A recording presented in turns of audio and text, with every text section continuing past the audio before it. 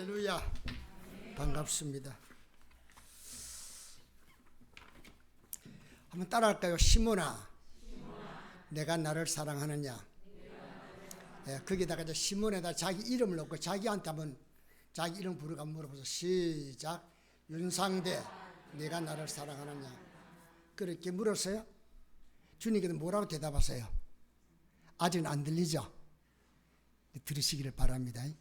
잠깐 기도하고 말씀드렸습니다. 하나님, 시몬을 향한 말씀은 곧 우리를 향한 말씀이기에 그냥 소리로만 접하지 않게 하시고 그 소리 속에 담겨있는 주님의 사랑의 부르심을 받게 해주셔서 그 사랑에 이끌림 받은 그런 삶을 살아갈 수 있는 저들로 만들어 주옵소서. 종이 주의 뜻을 전하기 위한 소리를 쓰사오니 종은 가리워 주시고 분명한 주의 뜻만 우리 성도들 가슴에 새겨진 바 되게 만들어 주셔서 그 사랑의 힘에 의해서 세상을 넉넉히 이겨나갈 수 있는 그런 믿음으로 승화되게 만들어 주옵소서. 예수님 이름으로 기도합니다. 아멘. 여러분, 베드로는 잘 알죠? 베드로가 어떤 사람입니까? 우리가 첫 번째 생각하는 것은 베드로는 예수님의 수제자다, 그렇게 생각합니다. 그렇죠? 베드로는 예수님께 첫 부름을 먼저 받은 사람입니다. 제자들 가운데서. 그죠? 깊은 데로 가서 그물을 내려 고기를 잡으라. 인간의 상식으로는 도무지 고기를 잡을 수 없는데도 주께서 말씀하기를 깊은 데로 가서 그물을 내려 고기를 잡으라. 뭐 인원하는 것도 아니고 그냥 명령을 내리시는데 그걸 받기가 참으로 어떻게 보면 거북스럽기도 하죠. 밤새도록 그물을 했는데도 잡은 고기가 없는데 특별히 당신이 지정한 장소에 그물을 내리라. 그럼 잡으리라 그렇게 말하니 잡으라 했는데 못 잡으면은 당신 망신 우리 망신이다 하는 생각 들지 않겠어요? 그죠?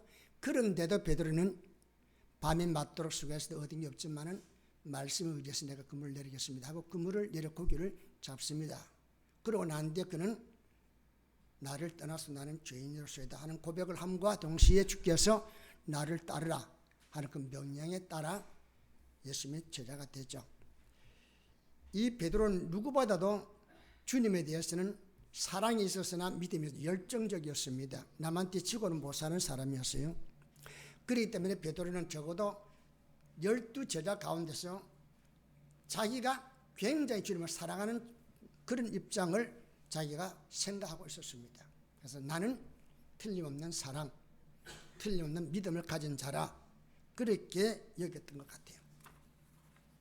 자, 3년이 이제 예수님과 함께 동행하다가 끝날 무렵에 예수님께서 마지막 만찬을 벼슬하시면서 제자들에게 이렇게 이야기합니다. 너희 중에 한 사람이 나를 팔 것이다. 아니, 다른 사람도 아니고 12명 가운데 한 사람이 당신을 판다는 거요. 그리고 이어서 하는 말씀이 오늘 밤 너희가 다 나를 버리리라. 아니, 파는 사람만 버리는 게 아니고 12명 모두 이 가운데는 뭐요? 베드로 자신도 그렇고 사랑을 받는 요한도 마찬가지 다 버린다는 거죠.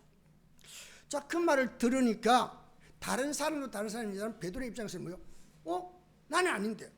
그래서 모두 주를 버릴지라도 나는 결코 버리지 않겠나이다 라고 이렇게 답변합니다. 이거는 베드로의 신실된 고백이요. 절대로 저는 안 버려요. 그런 생각해 본 일도 없고 그럴 수 없다고 이렇게 얘기했습니다.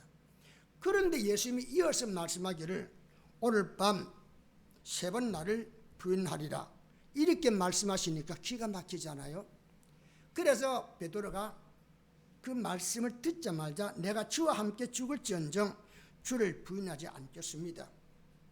주와 함께 죽을 정도로 주님을 사랑하고 있다는 그런 사랑의 고백을 하는데 그날 밤 그냥 주님을 부인하는, 배신하는 그런 실패를 하고 맙니다. 자, 이런 이 경우를 베드로가 만났다 보니까 기가 막히잖아요. 다른 사람은 몰라도 나는 그럴 수 없는데 왜 내가 이랬을까? 엄청난 쇼크를 받은 거죠. 그래서 예수님께서 자기를 버리고도 남을 수 있겠다는 그런 생각을 가지면서 사람이 움츠러들 수밖에 없었습니다. 그런데 예수님께서 십자가에 죽으셨다가 3일 만에 부활하시고서는 제자들에게 2번이나 나타나서 내가 곧 생명이요 부활이라 한 사실을 자기의 손바닥을 내어버리고 허리 못자국을 내어 보이면서 이렇게 증명해 보입니다. 그러나 실패한 베드로를 비롯한 제자들은 오랫동안 주님을 불신하고 배신한 그 죄책감에서 벗어나지를 못하고 있었습니다. 그래서 주님께서 부활하셨지만은 자기들 뜻대로 주님 앞에 나설 수 없어서 그들은 갈릴리 호숫가에 가서 밤새도록 그물질을 하면서 자기들이 가지고 있는 이 좌절감, 소외감 이런 걸 털어보기 위해서 열심히 그물질했습니다. 밤새도록 그물질했지만은 고기 잡지 못하고 지치고 있을 그때에 뜻밖에도 어둠 속에서 들려오는 음성이 얘들아 하고 이렇게 부릅니다. 그리고는 하는 말씀이 너희에게 고기가 있느냐라는 그런 음성이 다가옵니다. 평소에 많이 들었던 음성입니다. 그러니까 없나이다 이렇게 대답을 하니까 그쪽에서 하시는 말씀이 그물을 배의 오른편에 던지라 그리하면 얻으리라 이렇게 말씀하시니까 그들은 순종을 즉시하게 되죠. 자, 배 오른편에 던지라는 말씀을 믿고 던졌는데 엄청난 고기를 잡았습니다. 그래서 만선의 기쁨을 누리게 되죠. 그때서 비로소 그들은 말씀하시니까 예수님이라는 사실을 알게 되고 누군가가 예수님이시다 하는 그런 말씀을 하게 되자 성격 급했던 베드로가 반가움에 겉옷을 두르고 바다에 뛰어들 정도로 이렇게 예수님께로 가게 됩니다. 예수님은 제자들이 당신을 불신하거나 배신할 것을 너무나 잘 알고 있었습니다. 그럼에도 불구하고 한 번도 내색하지 않았습니다. 또 부인한 후에도 변함없이 저들을 사랑하고 있음을 보이려고 새벽에 바닷가로 찾아와서는 제자들을 위해서 조반을 준비하고 기다리고 있었습니다. 예수님께서 보이는 사랑은 사람의 판단으로서는 도무지 이해하기 어려울 정도로 깊은 사랑이었죠. 초반을 풀고 난 뒤에 베드로를 향해서 예수님께서 말씀하기를 요한의 아들 시몬아 하고 이렇게 부르십니다. 그러면서 내가 이 사람들보다 나를 더 사랑하느냐라고 이렇게 물으십니다. 자, 이전에 베드로 같으면은 사람들이 나를 누구라 하느냐 할 때 주님은 그리스도시요 살아계신 하나님의 아들입니다. 이렇게 답변함으로 주님께서 칭찬 드릴 수 있는 사람이고 누가 나를 위해서 갈 거 할 때 내가 가겠나이다 할 정도로 그는 적극적인 사랑을 표현했던 사람입니다. 그런데 그럼요 누구보다 내가 주를 사랑합니다 라는 이런 답변을 자신 있게 해야 할 그였는데 실패한 경험이 있다 보니까 지금의 베드로는 자기를 신뢰할 수 없어서 뭐라고 합니까? 내가 주님을 사랑하는 줄 주님께서 아시나이다. 모든 것을 아시는 주님, 내가 주님을 사랑하고 있는지 그것은 주님이 너무나 잘 아십니다. 주를 향한 사랑의 진실을 내가 이겁니다 이렇게 표현할 수 있는데 그러지 못하고 내가 표현하기에 주님께서 나를 판단해 주소서. 내 안에 있는 사랑이 진실한지 거짓된지 그것도 주님은 아십니다 라고 이렇게 판단에 맡깁니다. 베드로는 자신의 노력과 결심으로 사랑을 다짐하고 그렇게 다짐한 것을 실천에 옮김으로 진실된 사랑을 구현할 수 있다고 그렇게 여겼습니다. 그래서 언어와 행동으로 주님의 사랑을 나타내고 또 그렇게 표현했습니다. 그러나 그 사랑이 외형적으로 볼 때 굉장히 괜찮은 사랑이었지만은 실제로 위기에 부딪히니까 그 사랑이 험악한 사랑이었다는 사실이 드러나게 되죠. 자, 보세요. 주님에 대한 사랑을 고백할 때에 생사가 위협을 받습니다. 그렇다고 해서 창칼을 내밀면서 믿을래 안 믿을래 사랑하냐 사랑하지 않느냐 이렇게 다짐한 건 아니지만은 계집 아이가 와서 내가 그 사람과 동행했던 제자가 아니냐 했을 때에 거기에 답변하면 예수님처럼 자기도 심판받을 게 두려우니까 자기는 아니라고 이렇게 부인을 하게 되죠.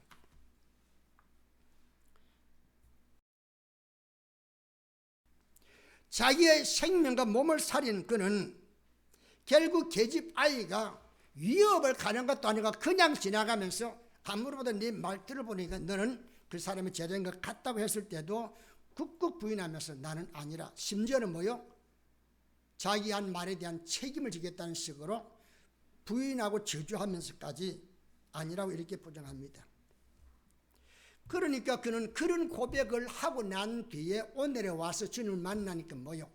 자기 사랑이 얼마나 허망했는지를 알게 되어지고 진정한 사랑은 어디서부터 시작되었을까? 그런 생각을 하게 됩니다. 베드로는 실패를 통해 자신의 사랑의 현 주소를 알게 되죠. 내가 주를 향한 사랑이 어디까지 얼마만큼인가를 알게 됩니다. 전에는 주님 난 사랑합니다. 그 누구보다 사랑합니다. 이렇게 자신 있게 말했지만 실패한 지금 뭐요? 그렇게 말할 수 있는 힘도 없고 자격도 없음을 알게 됩니다. 그랬는데 그가 이런 실패를 경험하면 두드러한 게 있습니다. 하나밖에 없는 아들을 대속물로 십자가에 내어주기까지 인간을 사랑하신 그 하나님의 사랑이 어떻게 예수님을 통해 3년 동안 나타나는 것을 그는 기억에 떠오르기 시작하면서 그 사랑의 진실을 알아가기 시작합니다.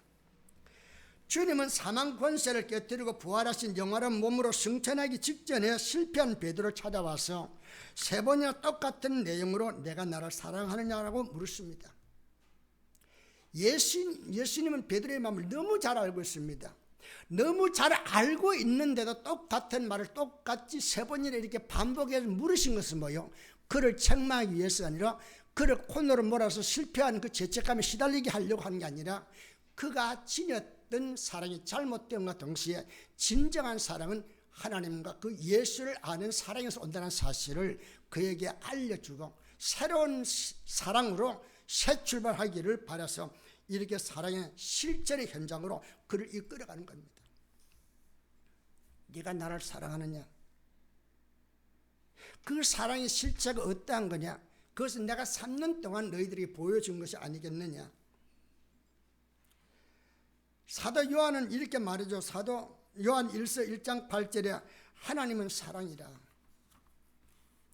하나님 자신이 사랑의 본체라는 거예요.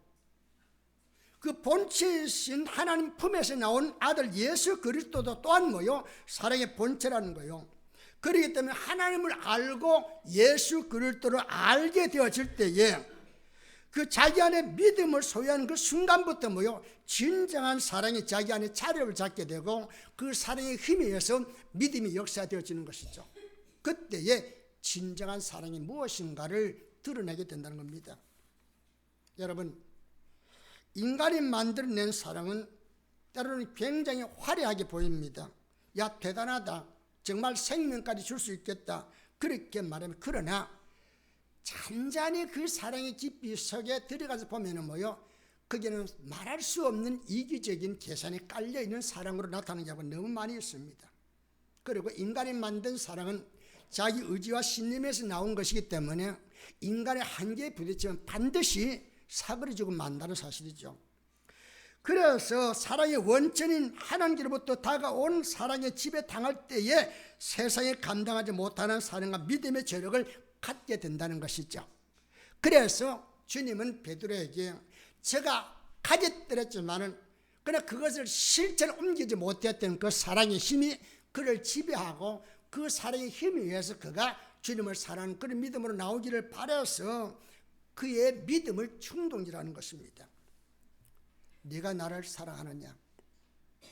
그 사랑을 소유할 때에 주님이 주신 사랑의 힘으로 주님을 사랑할 수 있겠기에 베드로는 그때서 비로소 내가 주님을 사랑하는 줄 주님께서 아시나이다.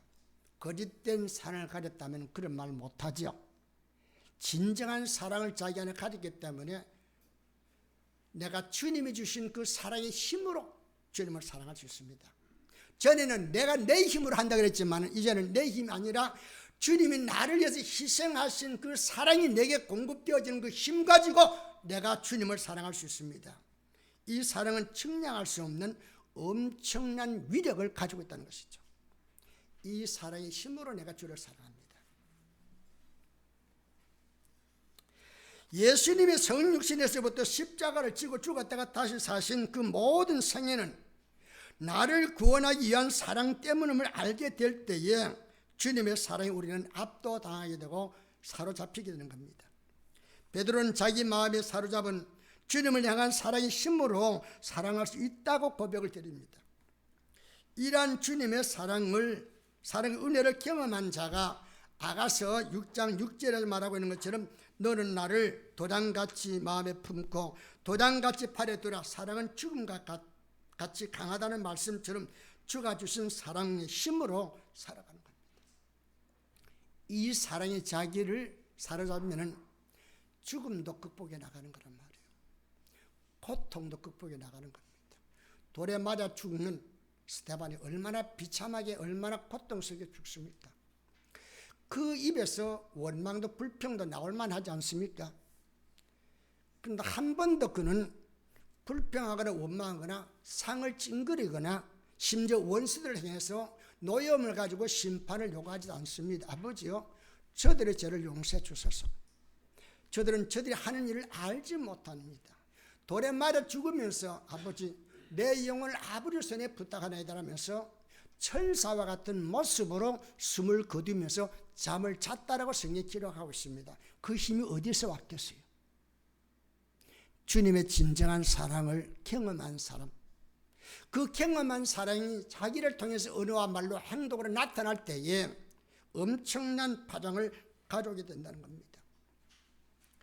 율법적인 도덕과 윤리관으로 하나님을 열심히 믿었던 사울이라는 청년은 하나님의 공의와 정의를 무시하고 믿음으로만 구원받는다는 기독교인들의 신앙이 잘못되었다고 믿었던 까닭에 그는 하나님을 향한 자기 열심으로 기독교인을 박해하게 되고 잡아 죽인 데 앞장섰습니다. 적어도 그는 뭐요? 내가 주님을 사랑하기 때문에 저 이단들을 나는 척결한다, 그렇게 생각했습니다. 그래서 그는 정말로 자신감 있게 나처럼 하나님 잘 믿는 사람이 어디 있나 나보라 할 정도로 그는 자신감을 가지고 지금 다메섹을 가고 있습니다. 그러다가 그곳에서 주님 만나게 되죠. 사울아 사울아 내가 어찌하여 너를 핍박하느냐 했을 때에 주여 너시니까 네가 핍박하는 나 예수라 하는 이 주님의 사랑의 음성을 듣는 순간 주님의 사랑과 은혜로 제3과 구원을 확신하게 되었을 때에 그는 나중에 이런 고백하죠. 그리스도의 사랑이 나를 강건하시는도다. 자기가 사는 힘의 위력은 어디서 오느냐? 그리스도의 사랑이 나를 포로로 끌어가기 때문에 나는 내가 사는 게 아니라 내 안에 그리스도가 나로 하여금 그렇게 살아가도록 하기 때문에 나는 사랑해. 그런 중보자가 되어 살아간다. 그렇게 말하는 겁니다.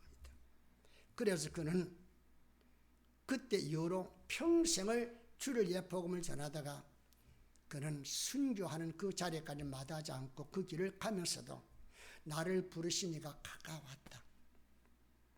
나는 오직 예수 그리스도만을 바라보느라 그러면서 생애를 마감하는 모습을 보게 됩니다.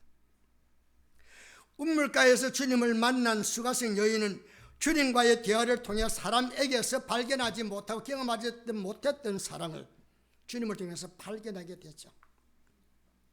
물 달라는 예수님 말씀 듣고 어찌 당신이 유대인으로서 나에게 물 좀 달랍니까?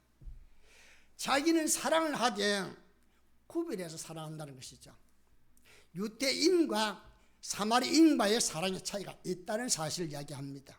그러므로 내가 우리 사마리인들을 사랑할 수 있지만 유대인을 사랑할 수 없다는 것이죠. 그때 예수님께서 말씀하기를 내가 만일 하나님의 선물과 내게 물 좀 달라는 이가 누구인지 알았다면 내가 그에게 구했을 것이요 그가 내게 생수를 주었을. 할렐루야. 이 말에 그녀는 깨어지기 시작하죠. 주님의 제3과 구원의 은총을 선물로 받는 순간 자기 안에 끓어오는 주를 향한 뜨거운 사랑이 가만히 있지 못해서 마을로 뛰어들어가 만나는 사람에게 내가 만난 그 사람을 와서 보라고 전도하게 되다는 것이죠. 돈 받고 나갔습니까? 아닙니다. 누가 너 좀 가 전도해라 그래서 나간 게 아닙니다. 자기 안에 예수를 만난 예수님의 사랑 은혜를 알고 보니까 그 사랑의 힘이 자기가 지금 동네에 가면 동네 사람 가만두겠어요? 남의 가정을 5번 6번 이렇게 망가뜨린 여인인데, 그죠? 그런데도 부끄럽지 않게 내가 만난 예수, 그런 말로 내 인생은 새롭게 출발하게 되었다 하는 그 사랑의 힘으로 나가서 와보라고 외치잖아요. 얼마나 많은 사람들이 너는 믿을 수 없다 그랬겠지만 그녀가 얼마나 뜨거운 사랑의 표현을 했다라면 구경이나 가보자, 믿져야 본전 아닌가. 그래서 나와서 과연 예수를 만나고 보니까 믿을만하다는 사실을 알게 되어졌고, 그래서 그녀에게 말하기를 우리가 학교 온 것은 내가 강요하니까 왔지만 이제 우리가 믿는 것은 너 때문에 믿는 게 아니라 우리가 예수님으로부터 온 말씀을 듣고 말씀 안에 담겨있는 하나님 은혜를 내가 알기 때문에 믿노라. 할렐루야. 이렇게 고백하는 것을 보게 됩니다. 인본적인 사랑은 다짐과 결심으로 만들어진 사랑이기에 뿌리 깊지 못해서 생사의 기로에서나 한계 부딪히면 반드시 자초하고 마는 겁니다. 이 사랑이 여러분과 내가 매료되어 지금까지 살아왔잖아요. 그런데 어느 날 세상에 어찌 이럴 수 있겠는가? 왜요? 인간의 사랑은 그렇게 변하는 겁니다. 그 변하는 사랑을 우리는 변하지 않는 사랑을 착각하며 살아왔단 말이에요. 나는 그 사람 믿었어요. 절대로 그런 사람 아니라고 이렇게 믿었습니다. 그 사람도 역시 절대로 변하지 않겠다고 다짐한 사람이, 그런데 어느 날 변화. 이게 인간이라는 거예요. 인간의 사랑은 스스로 변합니다. 우리가 결혼할 때에 목사님 앞에서 주례 받는 신랑 신부에게 다짐할 때 끊임없이 나는 이 여자 말을, 이 남자 말을 사랑한다 이렇게 다짐합니다. 그런데 얼마 못 가서 이혼 증서에 도장 찍는 그런 모습을 보지 않아요? 왜 그럴까요? 인간의 사랑은 연약하다는 것이죠. 그래서 변하는 겁니다. 그러나 주님으로부터 공급받는 사제의 은총과 긍휼을 위해서 내지하는 하나님의 아가페적인 사랑은 이 세상에 감당할 수 없는 믿음으로 승화되어 엄청난 영향력을 발휘하게 되는 것이죠. 그래서 히브리 11장에 나오는 믿음으로 살았던 그 모든 사람들은 무엇에 의해서 믿음의 삶을 살게 됩니까? 주가 주신 사랑의 힘에 의해서. 할렐루야. 이 사랑이 우리 초대교회 성도 여러분의 삶을 지배하기를 주의 이름으로 축원합니다. 이 사랑에 사로잡히면은 용서할 수 없는 사람을 용서할 수밖에 없는 겁니다. 도무지 받아들일 수 없는 사람을 사랑할 수밖에 없는 것은 내가 먼저 주 앞에서 용서받지 못할 사람이었습니다. 사랑받을 수 없는 존재였습니다. 그런 나를 하나님이 사랑해서 나를 구원하기 위해서 독생자를 보내주시고 그 독생자가 십자가 위에서 죽어주심으로 나에 대한 당신의 사랑을 확증시켜 주었으니 내가 이 사랑을 받았으니 또한 사랑하지 않을 수가 없는 거죠. 주님은 이런 사랑으로 시몬아 내가 나를 사랑하느냐고 이렇게 묻고 있는 거죠. 너 이 사랑을 보지 않았느냐? 너 이 사랑을 내가 알고 있는 것으로 살지 않았냐? 이제는 알고 있는 게 아니라 그 사랑이 내 삶을 지배하기를 바란다. 그래서 그 사랑으로 내가 나를 사랑할 수 있느냐? 사랑하고 있느냐고 이렇게 묻는 겁니다. 베드로는 이 사랑을 고백함으로 주님께로부터 내 어린 양을 먹이고 치라는 사명을 부여받습니다. 구렁이에 불타는 뜨거운 사랑이 어디서 올까요? 주께서 나를 사랑했다는 사실을 내가 인식하고 그 사랑이 내 안에 나를 지배할 때에 비로소 나는 원수 같은 존재도 내가 희생했으라도 저를 구원할 수 있다고 한다면 내 한 몸도 아끼지 않겠다는 그와 같은 사랑으로 표현되는 겁니다. 사랑 없이는 못하는 거예요. 남녀 전도에서 금년에 전도 몇 명 합시다. 내가 금년에 이렇게 집사 직분 받고 남녀 전도 회장이 되었으니까 난 이렇게 살아라. 1000번 만번 여러분과 내가 결심해도 그 결심으로 주의 뜻을 이루지 못합니다. 그 사랑의 힘이 내 안에 작용되어지면 내가 입으로 고백하고 내가 자랑하지 아니해도 나는 그 사랑을 실천할 수밖에 없는 거예요. 왜 그래요? 성령의 열매이기 때문에. 나는 성령의 나무에 붙어있는 하나의 가지로서 성령에서 공급해 주는 그 자양분에서 나는 열매를 맺을 수밖에 없는 거죠. 내가 노력하면 노력한 것만큼 성령의 열매요. 그런데 내가 노력하지 않는데 되지만 내가 다른 열매를 맺을 수 없는 거예요. 왜? 나는 이미 뭐요? 포도나무라면 나는 포도나무 열매를 맺을 수밖에 없는 거 아니에요. 그래서 주님의 사랑과 은혜가 뭐요? 나에게는 마치 포도나무 가지가 뻗어나갈 수 있는 자양분과 같단 말이에요. 이 자양분이 되는 주의 사랑 은혜 가운데를 이끌림 받아야만이 바른 신앙이 될 수 있다는 거예요. 이 사랑을 전제를 하지 않고 우리 금년 이렇게 봅시다. 그런다고 된다면 예수 믿을 필요가 뭐 있어요? 의지가 강한 사람, 신념이 강한 사람, 그야말로 결단과 결심이 있는 모험적인 사람이 훨씬 더 출세하고 훨씬 더 부흥시킬 수 있지. 그죠? 사랑하는 성도 여러분, 주님께서 베드로에게 내 양을 먹이라 하는 것은 그가 가진 사랑을 보았기 때문이지 그가 가진 재능과 능력 보고 맡긴 건 아닙니다.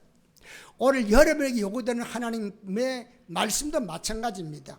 여러분과 내가 얼마나 많이 배우느냐, 얼마나 많이 갖고 있느냐, 얼마나 많은 힘을 갖고 있느냐를 보지 아니하고 네가 나를 사랑하고 있냐, 그 사랑이 여러분 가슴속에 있다면 여러분은 훌륭한 헌신자가 되고 재직이 되고 봉사자가 되어 섬길 수 있다는 것이죠.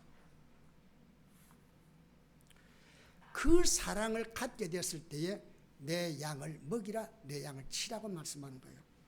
바울 사도는 이 사랑을 알았기에 지식에 넘치는 그리스도의 사랑을 알고 그 너비와 길이와 높이와 길이가 어떠함을 깨달아 하나님의 모든 충만하신 것으로 너희에게 충만하시기를 구하노라 라고 이렇게 기도하는 겁니다.